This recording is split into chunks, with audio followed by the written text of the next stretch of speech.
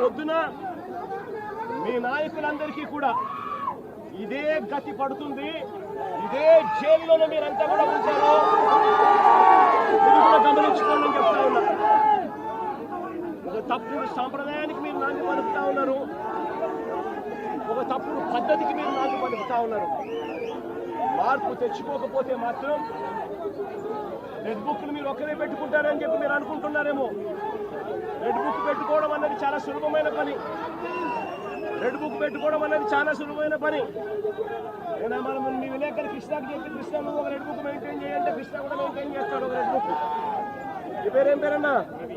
రవికి చెప్పి, రవి నువ్వు ఒక రెడ్ బుక్ మెయింటైన్ చేయ రవి అని అంటే రవి కూడా మెయింటైన్ చేస్తాడు. అదే పెద్ద ఘనకార్యం కాదు, గొప్ప పని కాదు. ఆ తర్వాత రెడ్ బుక్ లో పెట్టిన పేర్లన్నీ చూసుకొని వాళ్ళని ఇరికించడము, వాళ్ళ ఇళ్ళను ధ్వంసం చేయడము, వాళ్ళ ఆస్తులను ధ్వంసం చేయడము, వాళ్ళ మీద దొంగ కేసులు పెట్టడము, ఇదే ఒక పరిపాలన కింద రాజ్యాధికారం చేయడం మొదలు పెడితే మాత్రం రాజ్యాధికారం ఎలా ఉంటుంది అంటే ఇప్పుడు చంద్రబాబు నాయుడు గారి పాలన ఎలా ఉందో అలా ఉంటుంది. చంద్రబాబు నాయుడు గారి ప్రభుత్వం వచ్చి మూడు నాలుగు నెలలు కూడా కాయిపోలా.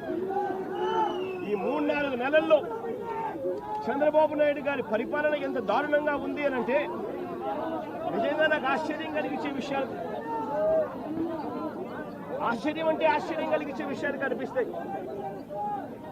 ఇదే పెద్ద మనిషి చంద్రబాబు నాయుడు గారు ఎంత రెడ్ బుక్ పాలనలో నిమగ్నమై ఉన్నాడు అని అంటే, పరిపాలన ఎంత గాలికి వదిలేశాడు అని అంటే, ఇదే పెద్ద మనిషి చంద్రబాబు నాయుడుకు తుఫాను వస్తా ఉంది అని సంకేతం తెలుసు.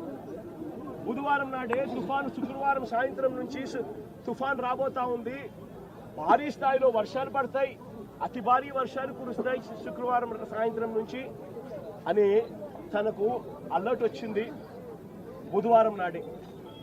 చంద్రబాబు నాయుడు దగ్గర బుధవారము, గురువారము, శుక్రవారం మధ్యాహ్నం దాకా టైం ఉండేది. కానీ చంద్రబాబు నాయుడు గారు అనే వ్యక్తి ఎంతగా ఈ మనిషి రెడ్ బుక్ పాలన మీద ధ్యాస పెడతా ఉన్నాడో తప్ప ప్రజల అగసాట్ల మీద ధ్యాస పెట్టడం లేదన్న దానికి ఇదే నిదర్శనం. 2.5 రోజు టైం ఉన్నా కూడా, బుధవారము, గురువారము, శుక్రవారం మధ్యాహ్నం దాకా టైం ఉన్నా కూడా చంద్రబాబు నాయుడు గాలికి వదిలేశాడు ప్రజలు. తాను అదే రోజే, బుధవారం రోజే, అలర్ట్ వచ్చిన రోజే తాను రివ్యూ మీటింగ్ తీసుకుని ఉంటే డ్యాములన్నీ ఒకవైపున నిండి ఉన్నాయి అనే సంగతి తనకు తెలుసు. పై రాష్ట్రాల నుంచి, మహారాష్ట్ర నుంచి, కర్ణాటక నుంచి, తెలంగాణ నుంచి నీళ్లు వస్తున్నాయని సంగతి తెలుసు. మాన్సూన్ వల్ల అటు పై రాష్ట్రాల నుంచి వరదలు వస్తూ ఉన్నాయనే సంగతి తెలుసు. మన రాష్ట్రంలో కూడా తుఫాన్ రాబోతా ఉంది అనే సంగతి కూడా తెలుసు.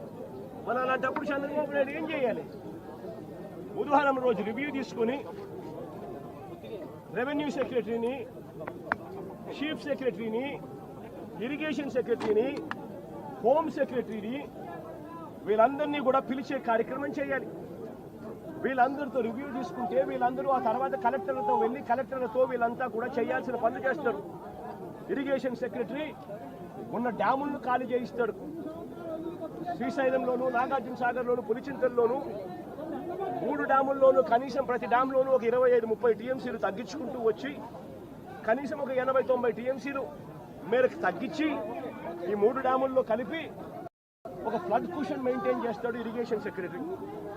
దానివల్ల పైనుంచి వచ్చే నీళ్లను, ఇతర రాష్ట్రాల నుంచి వచ్చే నీళ్లను, ఈ ఫ్లడ్ కుషన్ ఉంది కాబట్టి నీళ్లను అక్కడే ఆపిండచ్చు. రెవెన్యూ సెక్రటరీ వెంటనే రిలీఫ్ క్యాంపులు ఏర్పాటు చేస్తాడు.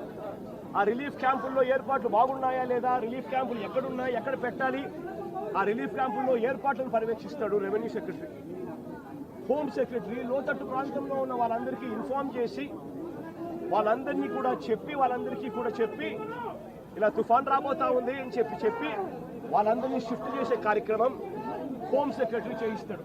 మరి నేను అడుగుతా ఉన్నా, ఇదే పెద్ద మంచి చంద్రబాబు నాయుడు ఇవన్నీ చేశాడా అని అడుగుతా ఉన్నా. మరి ఇవన్నీ ఎందుకు చేయలేదు చంద్రబాబు అని అడుగుతా ఉన్నా. ఇవన్నీ చేయకపోవడం వల్ల, ఫ్లడ్ కుషన్ ఏర్పాటు చేయకపోవడం వల్ల ఆ నీళ్లు పై నుంచి వచ్చే నీళ్లు, కింద పులిచింతల కింద దిగువన వచ్చే నీళ్లు, ఈ 2 నీళ్లు కలిసి ఒక ప్రళయంగా ఏర్పడి చివరికి బుడమేరును కూడా, కృష్ణానదికి పోవాల్సిన బుడమేరును కూడా తన ఇంటిని రక్షించుకునేందుకు బుడమేరులో కూడా అర్ధరాత్రి దాటిన తర్వాత ప్రజలకు నోటీస్ ఇవ్వకుండా, ప్రజలకు సమాచారం ఇవ్వకుండా బుడమేరులో గేట్లను కూడా ఎత్తేసి విజయవాడలోకి నేను పూర్తిగా పంపించడం జరిగింది. నేను అడుగుతా ఉన్నా, చంద్రబాబు నాయుడు చేసిన ఈ దుశ్చర్యకు, చంద్రబాబు నాయుడు చేసిన ఈ తప్పుడు పనికి ఏకంగా 60 మంది పైచిలుకు చనిపోయినారు. ఇంకా ఎక్కువ మంది చనిపోయి ఉండొచ్చు.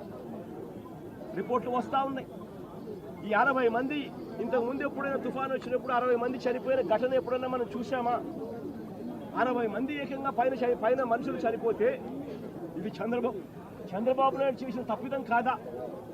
చంద్రబాబు నాయుడు మీద కేసు చంద్రబాబు నాయుడు గారి మీద నెగ్లిజెన్స్ కేసు అనేది ఎందుకు నమోదు చేయకూడదు అని అడుగుతా ఉన్నా. చంద్రబాబు నాయుడు గారు అనే వ్యక్తి వల్ల 60 మంది చనిపోయిన తర్వాత రివ్యూ తీసుకోకపోవడం వల్ల, ఆ వ్యక్తి చెప్పాల్సిన ఆదేశాలు చెప్పకపోవడం వల్ల, ప్రజలకు ఇవ్వాల్సిన ఇన్ఫర్మేషన్ ఇవ్వకపోవడం వల్ల, ప్రజలను అలర్ట్ చేయాల్సిన కార్యక్రమం చేయకపోవడం వల్ల, పైన ఫ్లడ్ కుషన్ పెట్టకపోవడం వల్ల, రిలీఫ్ క్యాంపులు ఏర్పాటు చేయకపోవడం వల్ల ఏకంగా 60 మంది పైచిలుకు చనిపోయారు. కొన్ని లక్షల మంది ఈ రోజు అగసాట్లు పడతా ఉన్నారు. ఇంతకన్నా దారుణమైన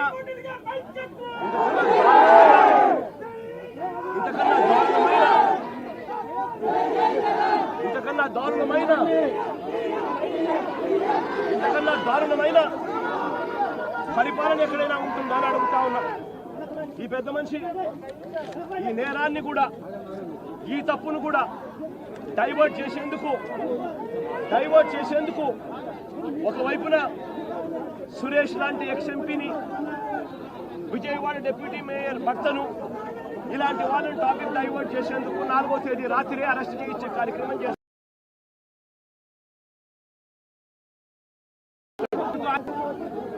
ఓట్ల గురించి మాట్లాడతాడు. నిజంగా నాకు ఆశ్చర్యం అనిపిస్తుంది. బోట్ల గురించి మాట్లాడుతూ ఉన్నప్పుడు ఈ బోట్లన్నీ కూడా ఎవరు ఏని అడుగుతా ఉన్నా, ఈ బోట్లకన్నిటికీ కూడా ఎవరి హయాంలో పర్మిషన్ వచ్చింది అని అడుగుతా ఉన్నా. ఈ బోట్లన్నీ కూడా ఎవరి ప్రభుత్వం వచ్చిన తర్వాత 3-4 నెలల కిందట ప్రభుత్వం చంద్రబాబు నాయుడు గారిది వస్తే ఆ విజయోత్సవాలు చేసిన ర్యాలీలో ఈ బోట్లు వీళ్ళు లేరా అని అడుగుతా ఉన్నా. ఈ బోట్లలో ఉన్న వ్యక్తులు ఈ బోట్లు గత 4 నెలలుగా చంద్రబాబు నాయుడు గారితో కలిసి ఇసుక దోపిడీలో చంద్రబాబు నాయుడు గారితో కలిసి ఈ బోట్ల ఓనర్లు వీళ్ళందరూ కూడా భాగస్వాములు అయినారు. భాగస్వాములు కావడమే కాకుండా చంద్రబాబు నాయుడు